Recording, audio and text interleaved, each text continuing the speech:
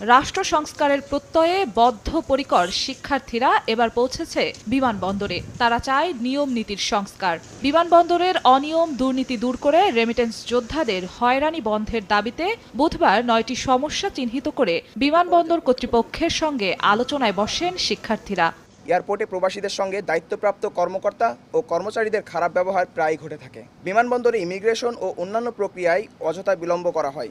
সমস্যা চিহ্নিত করে তুলে ধরেন প্রবাসীদের সঙ্গে ভালো ব্যবহার করা, লাগেজ নিয়ে হয়রানি দূর করা থেকে শুরু করে পুরো বিমানবন্দর এলাকায় ওয়াইফাই সেবা নিশ্চিত করা সহ বেশ কিছু সুপারিশ।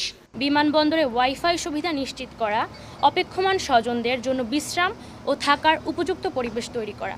দাবি পূরণে শিক্ষার্থীদের সঙ্গে নিয়েই কাজ করার আশা ব্যক্ত করেন হযরত শাহজালাল আন্তর্জাতিক বিমানবন্দরের নতুন নির্বাহী পরিচালক। এছাড়া বাংলাদেশ এয়ারলাইন্সের মান উন্নয়ন নিয়ে কাজ করারও আহ্বান জানান শিক্ষার্থীরা।